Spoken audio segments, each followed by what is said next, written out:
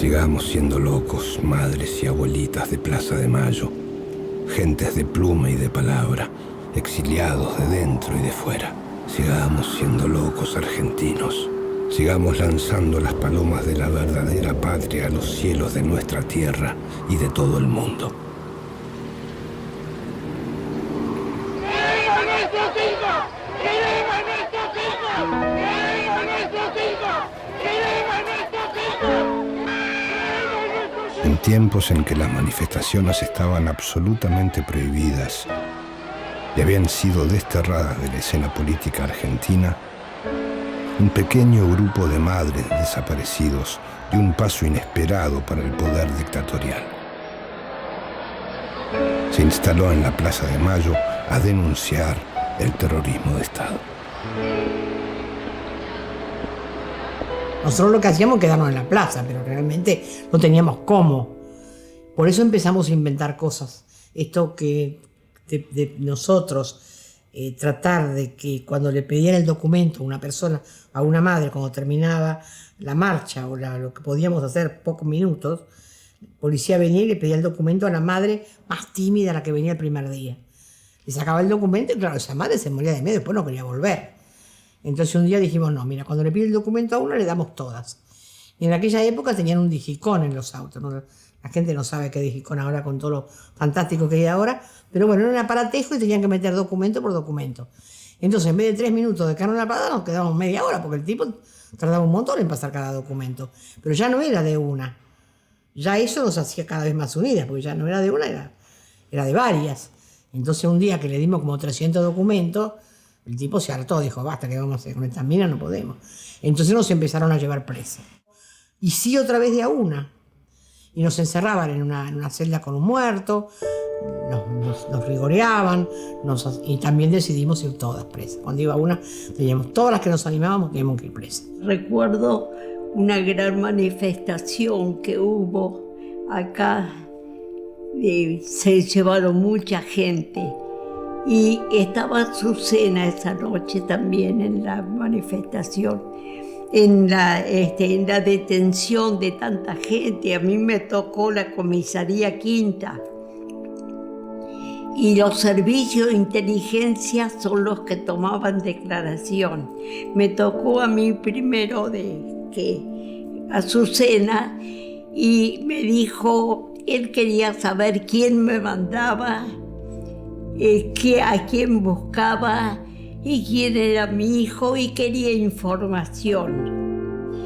Y entonces en un momento le digo, mire, que si a usted lo hubieran llevado, como a mi hijo, porque su hijo quizás tenía ideas y por ese motivo se lo llevaron. Entonces era un militante quizás, y lo llevaron, y su madre estaría tan desconsolada y dolorida como yo, y caminaría de mi brazo buscándolo. ¿Y a usted qué le parece? Le fastidió tanto que me dijo, váyase que ni la quiero ver. Con la sola estrategia de persistir para ser vistas por Argentina y por el mundo, las madres continuaron jueves tras jueves yendo a la plaza, y cada semana eran más y más. Lentamente comenzaron a transformarse en uno de los obstáculos más difíciles de enfrentar para el autodenominado proceso de reorganización nacional.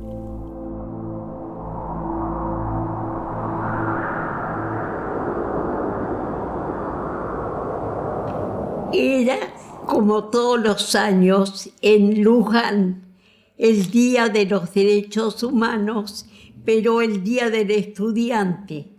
Se había dicho, en Luján está la famosa misa con los obispos, y este día va a ir mucha gente a pie, con buses, en vehículos. ¿Por qué no vamos las madres y nos presentamos en alguna forma? Porque van a estar todos los sacerdotes, obispos, dictando presentes en esa misa. Entonces una madre dijo, ¿Cómo nos reconocemos? Como nos llamábamos por el nombre nada más, o el sobrenombre, no nos conocíamos, ni sabíamos dónde vivían. Nadie podía caminar, o algunas no podían caminar, desde San Cayetano a Luján. Entonces, mira, yo voy a entrar en Rodríguez, yo voy a entrar en Moreno. Cada uno tomaba el tren y se bajaba en un lugar o caminaba. Pero ¿cómo nos encontrábamos? Ya habíamos empezado a trabajar en grupo, ya éramos un grupo. Y para que nos vieran, si no, sos invisible. Y entonces dice, bueno, podemos llevar un moño, un bastón con un moño. No, porque rojo no se ve, azul no se ve. Una dijo, bueno, un pañuelo blanco. Y una dijo, no, un pañuelo no, un pañal. ¿Tienen un pañal guardado de los hijos, que antes no eran descartables? Y todas teníamos uno, así que el primer pañuelo fue un pañal. Como cada año, el 9 de octubre de 1977, se realizó la peregrinación a Luján. Aquel evento organizado por la Iglesia Católica se había transformado en una de las pocas circunstancias en que, aún bajo la dictadura, se concentraban miles de personas.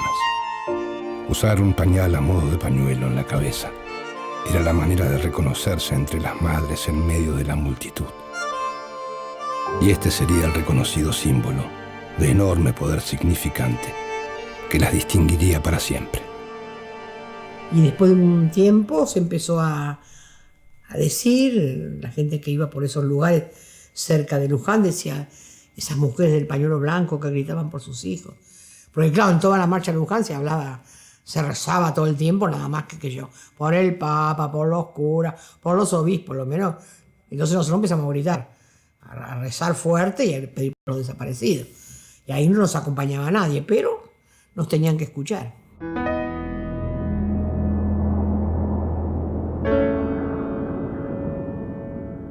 ¿Ustedes piensan que la mayoría del pueblo argentino está al tanto de lo que... No, señor, no. Se le niega. La presencia de las madres ya era un hecho evidente, no solo para el poder, sino para muchos sectores de la sociedad argentina y en especial para uno de los sectores que más preocupaba a la dictadura, los corresponsales extranjeros. Esos periodistas que escapaban a la censura o la complicidad interna de los grandes medios de comunicación podían transmitir lo que la dictadura quería evitar que trascendiera. Miles de mujeres, miles en todo el país, miles. Uno de esos periodistas era el francés Jean-Pierre Bousquet, quien llegó a la Argentina en 1975 como corresponsal de la agencia France Press.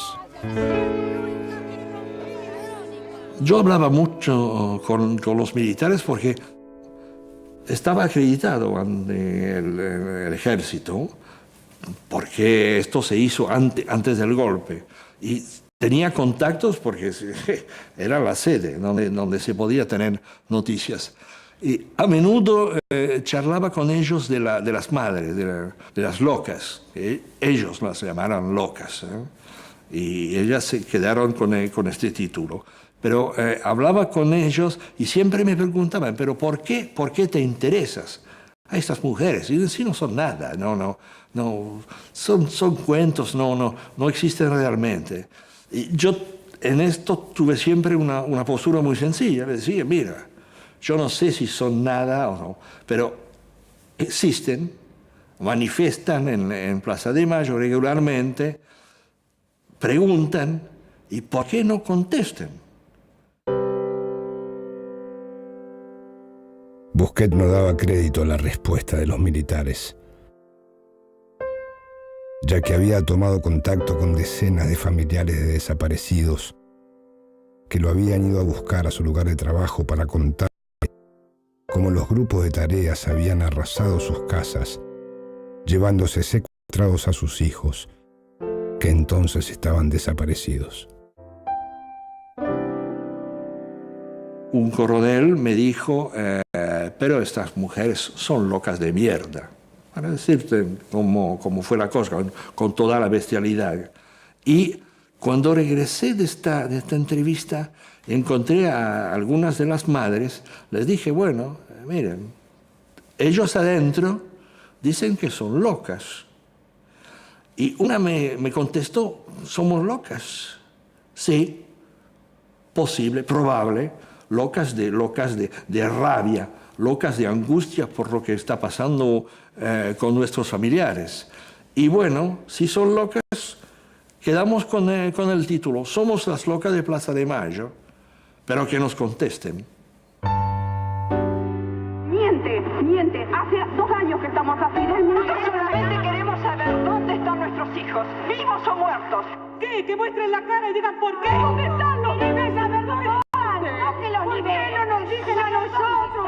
Vivos y están y nunca jamás supimos más nada de ellos. Y el ejército lo ha hecho eso. El ejército lo ha hecho eso. En realidad nosotros, ni bien empezó a salir en los medios, que las locas de Plaza de Mayo estaban otra vez en la plaza, empezamos a decir que sí, estábamos locas de amor, de pasión por buscarlos, de querer a nuestros hijos, y que no nos importaba que nos llamaran locas. Éramos locas de dolor, locas por la pérdida de nuestros hijos. Tenían razón. Y más de una vez nosotros decíamos, somos las locas.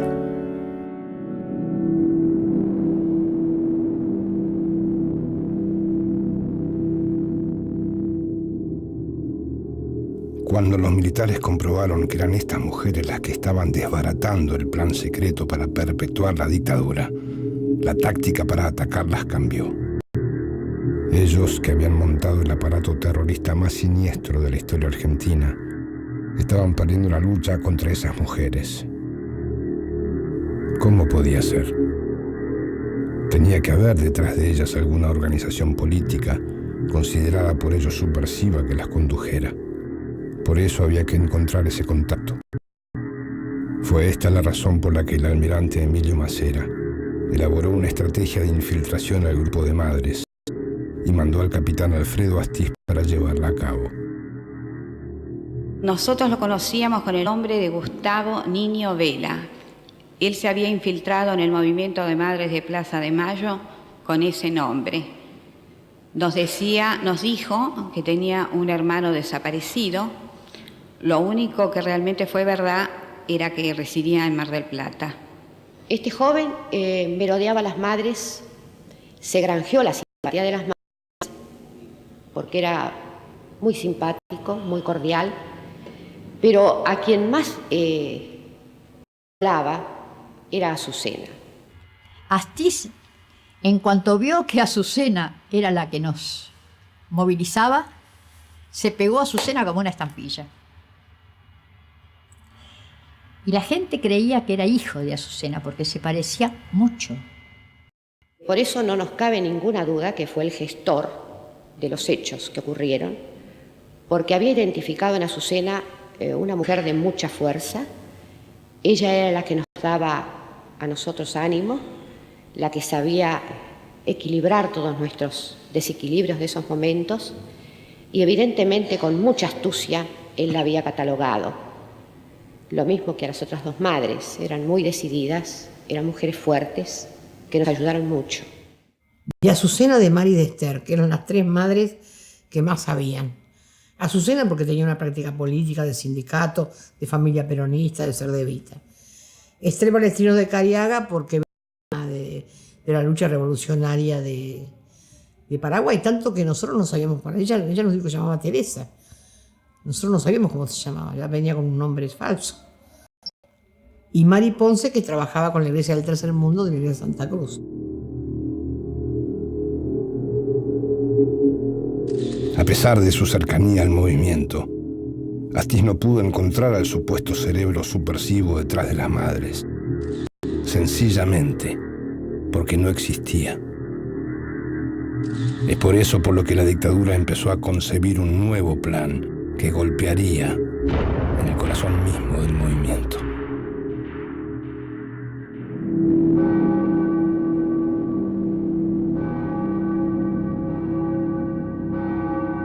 El 8 de diciembre estábamos en la casa de Emilio Miñones juntando las firmas y la plata para hacerla solicitada, llevarla al día siguiente al diario La Nación.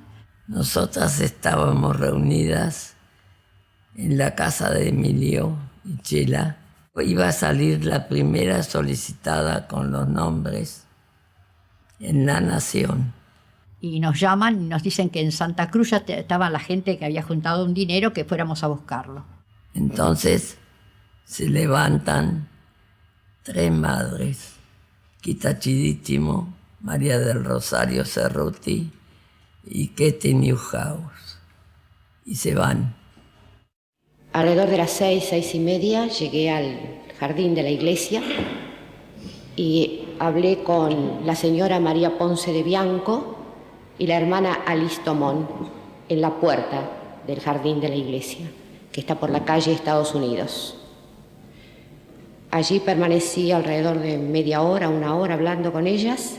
Y Esther salió delante mío con una señora y a los 5 metros de caminar veo que la agarran de un brazo, la tiran para un costado y yo voy caminando con Beatriz de Neuhaus y nos tiran contra la pared y nos dicen sigan, es un operativo por drogas.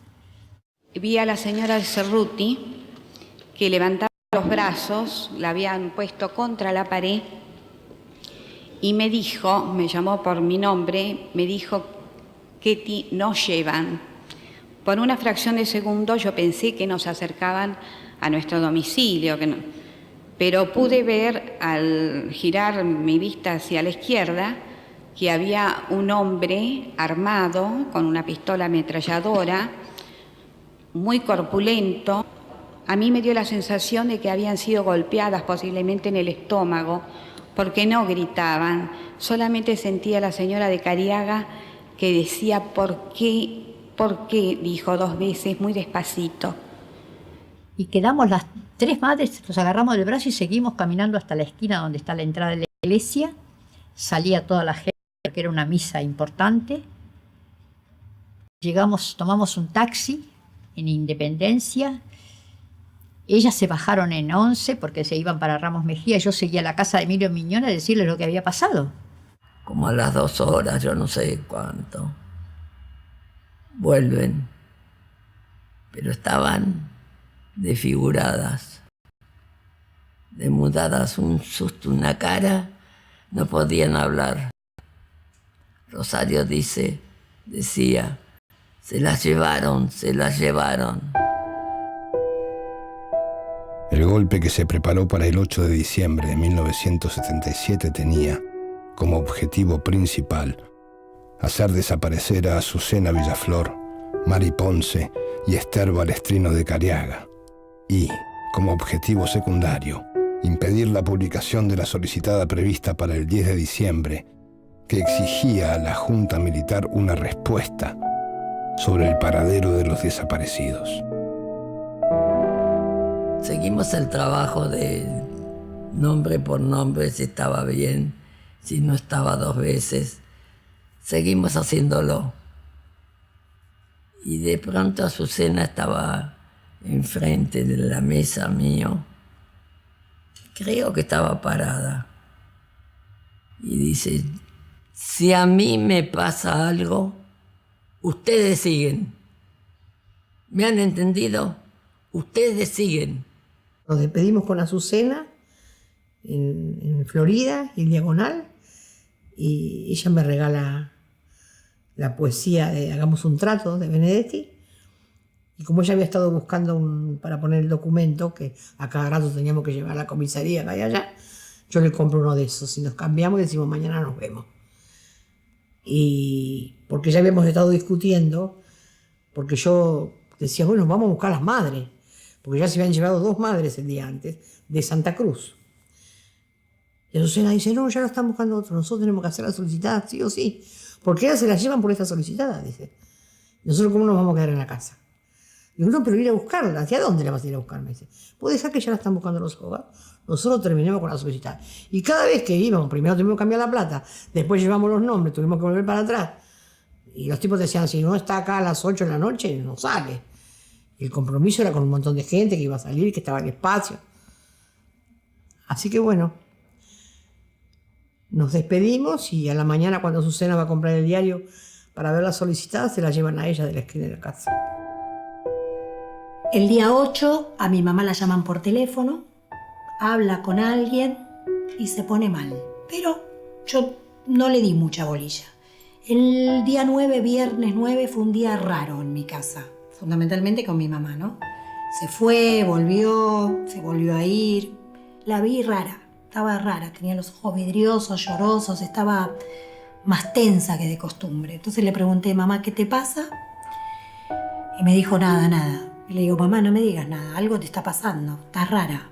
Entonces mi mamá me dijo, lo que pasa es que se llevaron a 2 madres y a una monja de la iglesia de Santa Cruz. Y no sé cómo decírselo a tu papá. Era muy temprano, ese sábado había salido la primer solicitada en el Diario de la Nación con nombre, apellido de los que estaban siendo secuestrados, que estaban siendo buscados por sus familiares. Y mi mamá había ido a comprar otra vez el diario porque justo en la solicitada que había comprado había una mancha de tinta y había ido a comprar otro diario para ver si se leía mejor. Entonces me golpea la puerta del cuarto y me pregunta, nena, ¿qué querés comer? ¿Carne o pescado? Y yo le contesto pescado. A mí me gusta más el pescado, entonces dije pescado. Y mi mamá me dijo, qué suerte, así me voy a Mitre y compro otro ejemplar del diario. Bueno, esa fue la última vez que yo vi a mi mamá, ¿no? Ellas, que suplicaban saber si sus hijos estaban vivos o muertos, que eran madres y que, como tales, habían salido de sus casas impulsadas por la más terrible de las incertidumbres. Ellas, que se sentían expresión del grito más elemental y humano, ya entonces no estaban a salvo.